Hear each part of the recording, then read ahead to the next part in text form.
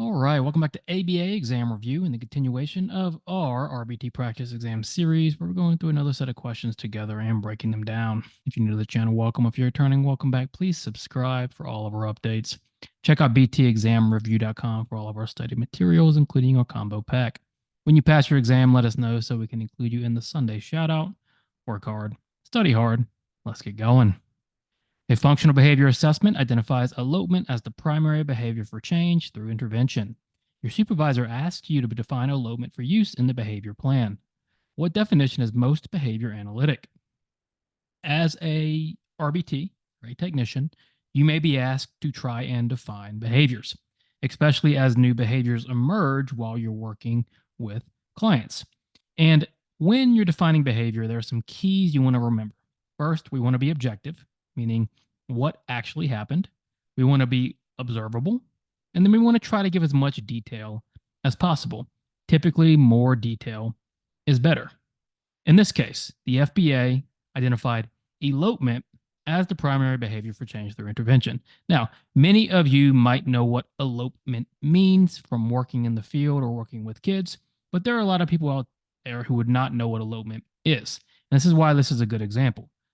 We need to define elopement so that whoever reads this definition knows exactly what we're talking about. So, what definition is most behavior analytic if we're trying to define elopement? A, elopement is considered anytime the client runs away. Now, it's specific, right? Somewhat. It's telling us what it is. We now know elopement means running away. But think about working with a child. There are many, many instances where the child could run away, where we might not classify it as elopement in that particular scenario. So A really isn't specific enough. So let's keep going. B, elopement occurs when the client leaves their position while engaged, work or task, or while bored. Now this is better, but what's the issue with this definition? The issue is this phrase, while bored. Describing it as being bored is not behavior analytic in nature. That's hard to observe. That's hard to measure. It's going to be hard to repeatedly observe, quote unquote, boredom. So we need to avoid words like bored. C, elopement occurs when the client moves 5 or more feet away from the designated work area when given a task demand. This is pretty good. We're very specific about the elopement part. It's 5 or more feet away from the designated work area. And then we're even starting to identify a possible function, which is escape, because it happens when given a task demand. C is pretty good. It's objective, it's observable, and is giving us a lot of different information. And then D, elopement is not when the client leaves the area during allotted break time. D is what we would consider a non-example. And non-examples are good to include in definitions to tell us what we're not looking for. However, that doesn't define elopement for us. It just defines what elopement is not. So given our options, C is clearly the best answer. Elopement occurs when the client moves 5 or more feet away from the designated work area when given a task demand. A third grade teacher wants to encourage one of her students to read more. She tells the student to pick a book from home and bring it to school. The student does that and brings the book to school, but the teacher tells him that he should choose a different book. The student never brings the book again. What likely caused this behavior change? Now, I see this a lot in practice where someone requests that maybe a client do something. The client does it, but just maybe not in the perfect way or the precise way. And then they're given feedback that it was wrong, and the client no longer does that thing. So that's something you want to be careful about. If you want it specific, be specific. Because in this case, we're looking at behavior change where this student never brought a book again. So what happened? Well, the third grade teacher told the student, bring any book from home, you can bring it to school. And the student did just that. Student went home, got a book to bring to school. But when they brought the book to school, the consequence was the teacher said, choose a different book. This led to the student never bringing a book again. So did that student's behavior increase or decrease? Well, it decreased. We're always going to start there. What happened to the behavior? It decreased. So clearly that behavior was punished. And what punished that behavior? Well, the teacher's response of choose a different book. The student did what they were told. They brought the book to school. And the consequence was the teacher telling them, pick a different book. As a result, that student was punished. So, what caused the behavior change? A, negative reinforcement. Well, we know it can't be A because reinforcement increases behavior. Reinforcement did not increase anything here. Our behavior decreased. The student's behavior decreased. So it must be some sort of punishment or extinction. We know it's not extinction. Why? Because extinction occurs when reinforcement is withheld for a previously reinforced behavior. We're not withholding reinforcement. What's being added here, the stimulus change, is the teacher's response to choose a different book.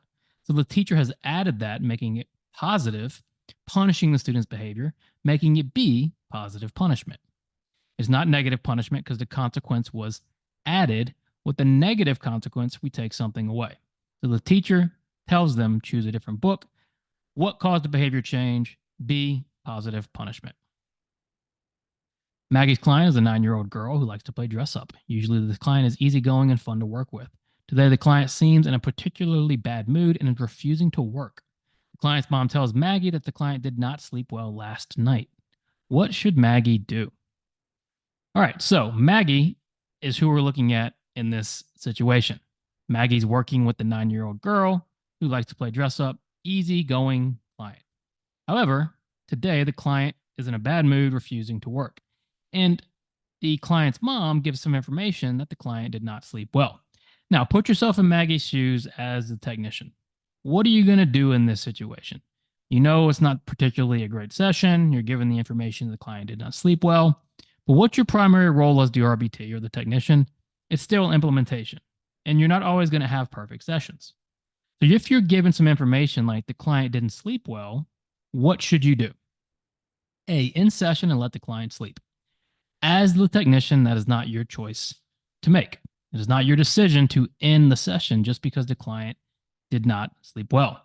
One, that's not your decision. Two, ending it because the client didn't sleep well could possibly create future behaviors and issues. B, inform her supervisor and write it in the session notes. Yes, Maggie should let her supervisor know this is what mom said. Maybe we keep an eye on sleep patterns and sleeping, and then put it in the session notes. Continue on as usual. C, change the treatment plan to better fit the situation. Again, not Maggie's role, not the technician's role to change the treatment plan on the fly, especially after one bad day. And then D, offer advice on better sleep to the client's parents. As the technician, should you ever offer advice on health and wellness and diet and schooling and those type of things? Very rarely ever unless given permission. So certainly, if you're in this situation, you should not offer advice to the parents on sleep. Simply take that information, try to work through session, tell your supervisor, and then write it in the session notes. Jordan learns new skills quickly, and you are capable of teaching them several things all at once. Jordan will often forget how to do certain things, however, seemingly randomly or without explanation. In order to ensure the best treatment for Jordan, what should you make sure to check for related to this situation? All right, interesting question here. We're looking for best treatment, as always. That's our number one priority for our clients. And so, in order to get best treatment, we want to start checking for something. Now, what do we mean by that? Well, what do we know? We know Jordan learns new skills quickly and can learn several things at once. That's fantastic.